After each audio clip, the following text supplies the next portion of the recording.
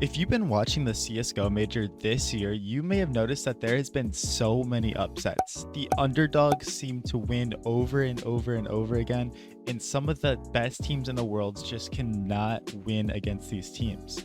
And it got me thinking, what is actually the difference between the underdogs and the big dogs in the scene nowadays, right? And how can we apply this to where we're at in the scene right now and where we're trying to work and, go from the bottom to the top? So for me, I think that it's really cool to see these teams do the impossible and knock off teams like G2, Navi, and just make it you believe in them, right? So why are they so good? It's because they don't care that they're the underdogs, right? They don't care that in theory they're the worst team.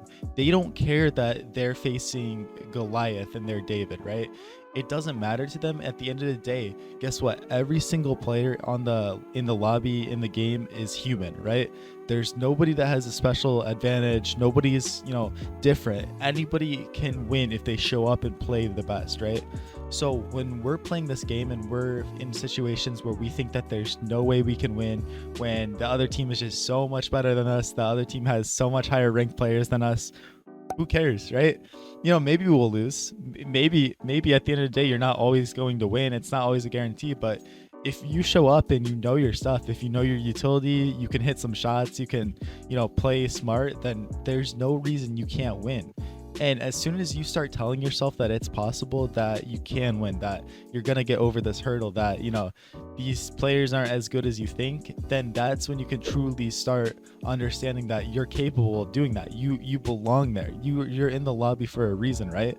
You're meant to be there. So why not give everything you can? And like I said earlier, you might lose. You might end up not making it, but there's a chance that you can. And when you do the impossible, it's going to be incredible because of this, right? Because a lot of people just have the mindset of, oh, I'm just, I'm scared. Like I'm worse than this team. They're a far better team and players than me.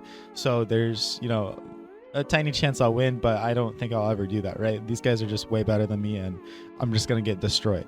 So as soon as you start thinking like that, you're going to be scared. As soon as they hit one good shot or, peek you and destroy you one time, for the rest of the game, you're going to be thinking about that and you're going to be scared, right? I've noticed these underdog teams, they are not scared, right? They are playing so aggressively. They are playing their game, right? Because what happens when you play these big teams and players that are way better than you, you start to play their game, right? You start to give them exactly what they want, and it makes it so much easier for them to run around the map and do what they want, right? Say on, in our own game here, like if I'm a better player than the other team, I'm just going to be running around here, doing whatever I want, just sprinting in, not caring, right?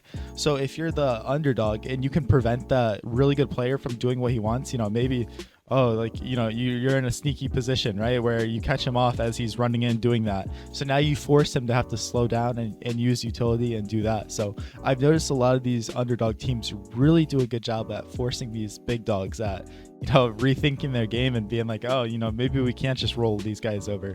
So the first step to, making that comeback happen, making that underdog performance is literally just believing, guys. It's believing. The second step is shutting down their game, making sure they know that they're not going to be able to get away with what they want to get away with. And after you do those two things, the third step is to just hit your shots and be confident, right? Be confident and play how you want to play, right?